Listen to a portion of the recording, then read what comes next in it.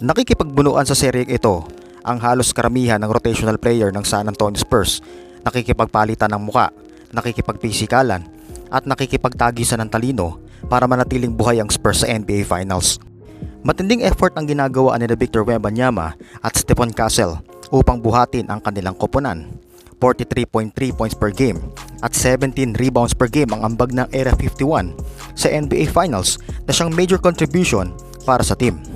Kung isa sa kanila ang aalat sa score, malamang sa malamang bumagsak ang tore ng Spurs at wala na tayong aasahang W.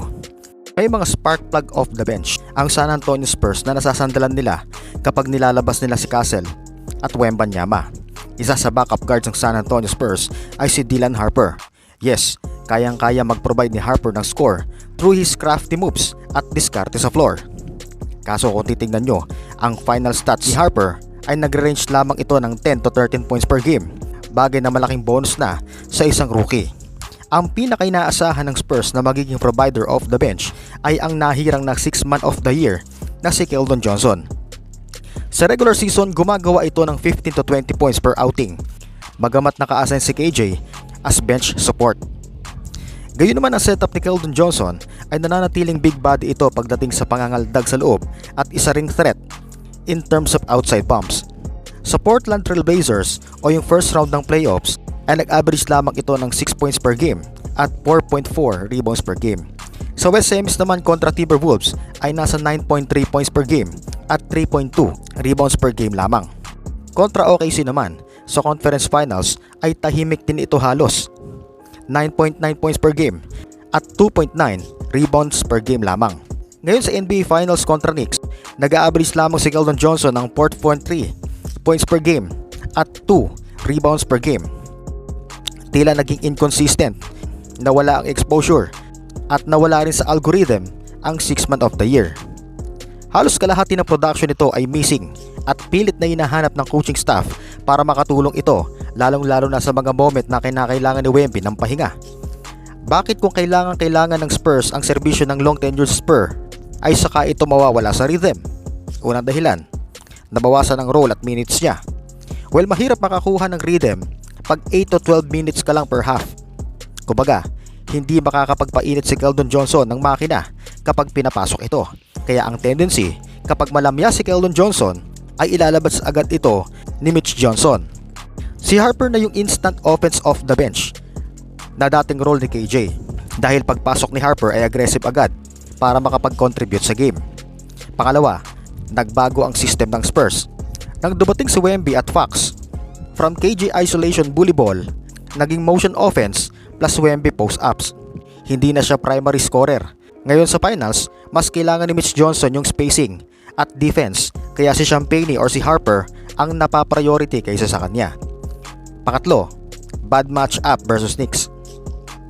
Ang New York Knicks ay sobrang physical. Si OG Anunoby, Josh Hart, Bridges, lahat elite wing defenders. Si KJ hindi mabilis makakreate ng sariling tira. Pag binabangga siya, hindi na siya makafinish. Di tulad ng regular season. Malayo kasi ang depensa ng regular season at playoffs. Malaki ang pagkakaiba ng higpit. Kung sa regular season, nagagawa niyang kumatawan, sa playoffs, lalo na sa finals, ay hindi nito masusustain dahil sa higpit ng depensa. Pang-apat, confidence and shot selection. Obvious na frustrated siya sa Game 3 at Game 4. Sa Game 3 lang medyo nakakuha ng momentum, 3 out of 5 sa field, kasi naglaro si Keldon Johnson within the flow, cut, transition at open shots. Pero sa unang dalawang games at sa Game 4 sa NBA Finals ay baka sa kanya ang mga pilit na tira. Well, may mga nagsasabing hindi na siya fit sa new Spurs. Dating go-to-go guy, ngayon ay situational scorer na lang. Ang nakikita kong solusyon na tingin ko kaya namang gawin ni Keldon Johnson ay mag-hustle play muna off the bench. Ano pa ang kailangan gawin ni Keldon Johnson para makatulong sa finals? Well, hindi na siya makakabalik sa 20 points per game na role. Pero sa 12 to 15 minutes niya, ito ang pwedeng gawin niya para magka-impact. Kumbaga maging garbage man muna, crash sa offensive board, run the floor, transition points lang muna, wag na muna mag-isolate sa half-court. Kailangan din gamitin yung lakas niya. Bully small guards, pag maliit ang bantay, i-post up agad. Huwag bumabad sa 3-point territory, ibigay na muna yung kay Champagnie, Basel or Fox. Isa pa yung depensa. Well, kahit 0 points pa siya, Pero pag napagod niya yung mga Knicks wings, malaking bagay yon mga ka-teammate.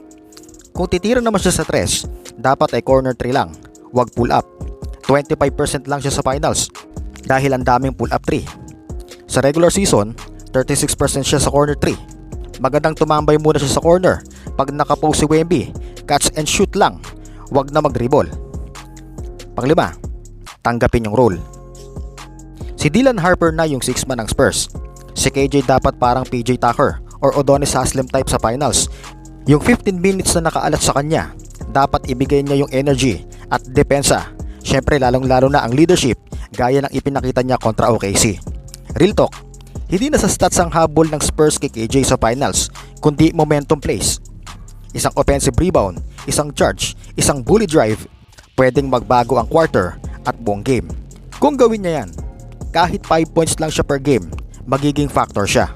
Pero once na pinilit niya pa rin sa jumper, ay malamang sa malamang, bench na talaga ang bagsak niya.